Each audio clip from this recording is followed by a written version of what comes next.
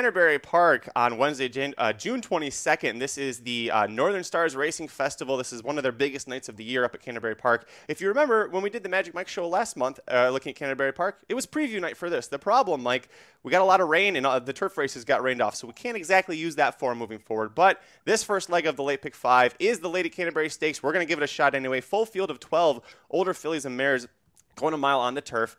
Where are you going on top here, buddy? Well, before I get on a top pick, can I just say, Canterbury, just mild suggestion. You got 5 stakes races. It's a late pick 5. Maybe put the 2 stakes races at the fourth and 5th on the card as the 9th and 10th. And you can play the mid-card pick 5, which is races 4 through 8, and that's all stakes. There is no mid-card pick 5. Oh, well then Suggestion you have to make your own pick 5. Have a mid-card pick 5. Come on, Canterbury. We're trying to help you out here. Meet us halfway. Just throwing it out there. Just throwing it out there. Anyway, I'm going to go to the 8. Saranya. I love this last effort. Gam's Mission, Keeper of Time, Market Rumor, all 3 good horses in that race. This horse runs 4th. This is second off the layoff. We get the factor back. We haven't talked enough about the factor on this podcast in recent episodes. One of my favorite sires. Yep. I love the factor. Factor stands for 17.5. When a son of the factor sells for 320 and ends up in Brad Cox's barn, it usually means the horse is going to be pretty good. This one is not disappointed. 3 for 11 career, over $200,000 in earnings. Taking a step up here into stakes companies, but has fared well in these overnight stakes. Has a win here at Canterbury, 2 for 4 at the distance. I think it's all systems go here on the 8. Yeah, this is my top pick as well. I thought you outlined it really well. I went 3D. Before we go further, I do want to just heads up. I battling the cold. If you remember last week's Magic Mike show on my birthday, I was like, I got a cold. Hopefully I fight it off. It hit hard last night, so my energy level is still down low. So Mike's going to do his best to carry the load for both of us on his birthday. Nice present there, buddy. Listen, Saranya, however you want to say your name, I love it here. The slight concern, I would have gone maybe shorter here, maybe been more confident in her. That Keeneland allowance was great. I thought she had every chance to win it. So maybe it was the rust. I do like the Florent Giroux making the trip to Canterbury here. That kind of informed my picks for this race specifically. So, yeah, top pick there. Next up for me is the 2 Amalfi Princess at 9-2. We're both chucking the favorite, the 7. She can't sing at 5-2. So I'm using the next 2 horses up here. This is third off the bench, third start at age 4 for Mike Maker for Amalfi Princess. She should give her peak effort here. She tied her career best Bayard last out with a gutsy win. It was sprinting, but it was at Belmont Park. You know that was going to be a quality field. Maker's 29% with a pretty much $3 ROI going 2 sprints to a route, which is what she's doing here. So she seems primed. I love the inside draw here for her as well. Going 2 sprints to a route, she's going to have the speed, and the stamina is a little bit of a question mark. So saving ground on the inside, I think, is going to be key for her. And you have to remember, she missed winning on this day last year at this track by a neck to our top pick in this race. And Javier Castellano also making the trip to Canterbury. I don't even know when the last time was he was at Canterbury. Maybe he doesn't either, but he's here tonight to try and win with Amalfi Princess. Everybody's going for the poker games, man. That Canterbury poker room was going to be bustling with these jockeys coming in for it. And by the way, yeah, we whiffed. I guess there's an all-turf stakes pick 5, and that's why they don't have a middle card pick 5. But it's races 3, 4, 6, 7. So like you had like I didn't go that far back in the Canterbury form. I didn't do it. So that's whatever. We'll talk about that. They couldn't even do that correctly though. They couldn't make those 5 races. Oh geez. Okay, sorry. Because you put those in order. I did actually check. Is there an all stakes pick 5? I didn't realize we had to differentiate between all stakes and all turf stakes. Yeah. Anyway, that there's that too. So you can play that one. I don't know if it's 10%, but I do know it is an all stakes pick 5. I didn't use Amalfi Princess. Okay. I don't really like Amalfi Princess. And that last race came out of nowhere. I mean, you have like 2 races that back it up. One of them was the grade 3 Vermont and Keeneland. I don't really love that race. I don't think that number is completely accurate. The other one was on a yielding turf at Kentucky Downs, where this horse has run that is the best race, right? And that one was kind of surprising as well, beat Mused in that spot.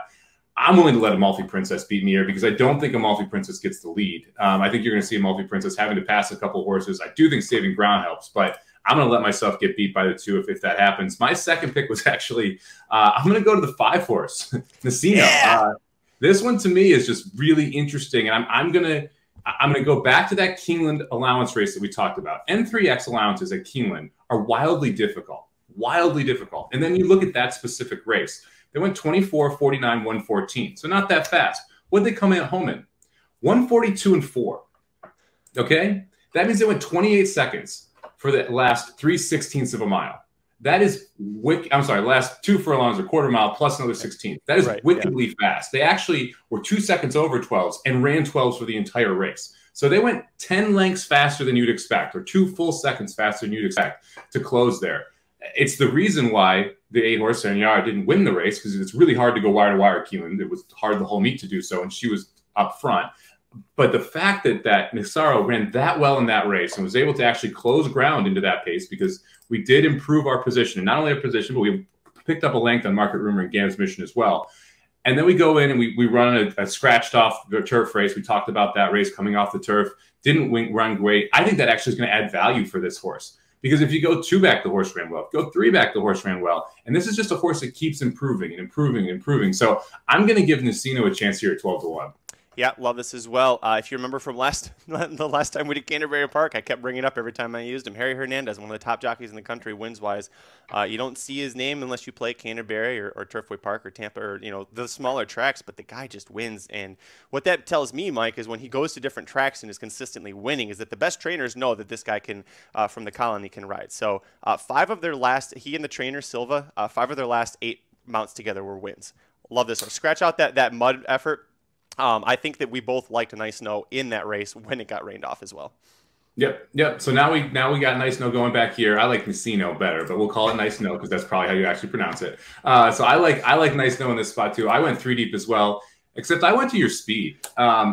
Look, Canterbury often is the home of the wire job. You can go wire to wire in these races. I'm going to go to the 3-horse Mandela Match. Mandela Match is if you take out that last race, which again on dirt, is sloppy dirt, and you go back to the turf efforts, this horse fits. If you go back 3 back, that specifically the Remington Park mile effort, that was as a 3-year-old. Since then we've improved, so the next 2 were actually improvement races, but was able to win at a mile, be able to hold the distance, go 1:36.2, pretty good time for a 3-year-old at that point. Now we're getting second off a layoff, working back to the turf, and you have clear speed here, and Lindsay Wade, who loves to send, and is one of the better jockeys there. Bueller's points for these type of races. So I like the fact that you have him ending up here as well. I think 15-1 is a crazy price on a horse that's going to make the lead.